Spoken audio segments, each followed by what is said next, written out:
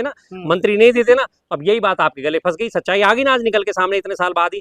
92 की वो बात थी, 92 से और आज गया 2026 आ गया, 34 साल बाद आज सच्चाई सामने आई ना।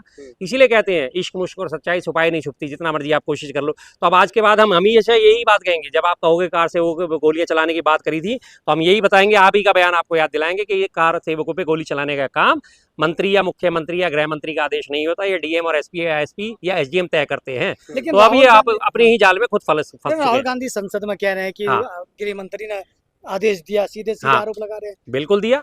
गृह मंत्री के आदेश के बिना क्या कुछ हो सकता था? नहीं हो सकता था। गृह मंत्री चाहते तो इस बात पहले ही बोलते थे बच्चों के ऊपर बर्बरता नहीं होनी चाहिए। और अगर गृह मंत्री ने आदेश नहीं दिया, उसके बावजूद भी उनकी अवहेलना करते हुए और उनके ऊपर गोलियां चलाई गई हैं, तो इसका मतलब आप नाकारा पड़ा गृह मंत्री।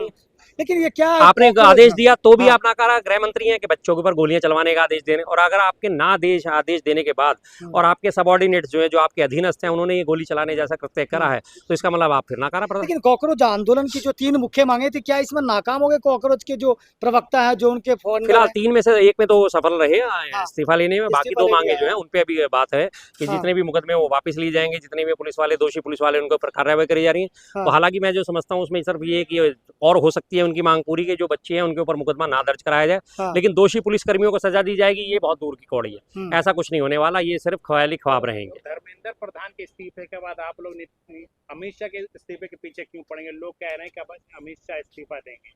आएगा नंबर सबका धीरे धीरे। पूरी कैबिनेट ही ऐसी है, ये पूरी सरकार ही ऐसी, जिस सरकार को यही नहीं पता कि करना क्या है। और इस सरकार के मंत्रियों के पोर्टफोलियो आपने देखे, रक्षा संबंधित बयान होता है वो गृह मंत्री दे देते, गृह मंत्री संबंधित बयान होता है वो विदेश मंत्री दे देते, विदेश मंत्री का बयान जो है वो गडकरी कोट करते थे। गडकरी साहब जो है अब कह रहे हैं कि पेट्रोल में एथेनॉल मिलाने की मैंने जो है परमिशन नहीं दी थी, उससे पहले वो कहते हैं मैंने 100% एथेनॉल लाने की परमिशन पे फाइल पे साइन कर दी, जबकि वो काम किसका है? पेट्रोलियम मंत्री का।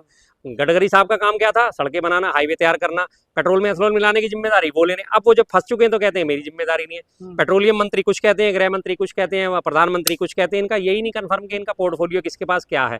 सब उल्टे पुल्टे बयान देते हैं, किसी को कुछ नहीं पता। वित्त मंत्री दे रही है बयान तो हाँ जी नीट का पेपर लीक हुआ, तो उसके बाद उन्हें बच्चों को दोबारा से तैयारी करने के लिए और अतिरिक्त समय मिल गया।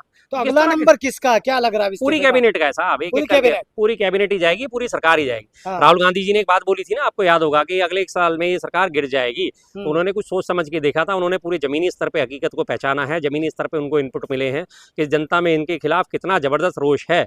और ये जनता ने अभी तो शुरुआत है, कहते हैं ना अभी तो ये अंगड़ाई है, आगे और लड़ाई है। अभी तो एक अंगड़ाई हुई थी, उसमें इस्तीफा हो गया, अब आगे की और जो कवायद देखनी बाकी है। धर्मेंद्र प्रधान के इस्तीफे के बाद एजुकेशन सिस्टम सही हो जाएगा? आए तो फिर प्रहलाद जोशी भी हैं उसी तरह के, वो भी हैं उसी तरह से कर रहे हैं। सही तो नहीं होगा, बिल्कुल बात ये आपकी सही है कि सही तो नहीं होने वाला, क्योंकि जिस ही मानसिकता के लोगों को हटाया गया था उससे दुगनी कुत्सित मानसिकता के लोगों को फिर से बैठा दिया गया। तो इस तरह के अभी सुधार तो होने वाला नहीं है। ये सुधार तभी होगा जब ये पूरी की पूरी सरकार जाएगी, पूरी कैबिनेट बस्ट होगी, पूरी उसके बाद ये सरकार पलटी मारेगी, पूरी सरकार को उखाड़ फेंकना होगा, तब जाके कहीं आने वाले टाइम में दोबारा से शिक्षा पे और स्वास्थ्य पे इन सब चीजों पे काम हो पाएगा। अल्टीमेटम दे रहे 23 जुलाई का, कह रहे हैं कि अगर सरकार को हमारे छात्रों पे FIR वापस नहीं लेती है तो फिर से आंदोलन करें। क्या लगता है फिर से आंदोलन हो सकता है? देखिए होना चाहिए, अगर इस मांगे पूरी नहीं करी जाती तो फिर होना चाहिए, क्योंकि जिन मांगों के लिए लेकर आंदोलन करा गया था उनमें से अगर सिर्फ एक मांग पूरी बाकी 2 को ठंडे बस्ते में डाला जा रहा है, और इस टाइम अगर वो पीछे हट जाते हैं तो जाहिर सी बात है उनकी कमजोरी मानी जाएगी इस चीज़ को, और ये सरकार को आदत पड़ जाएगी कि 4 मांगे रखनी है, 4 में से 1 मान लो और 3 को छोड़ दो, तो ये सरकार की जो है रवायत बन जाएगी।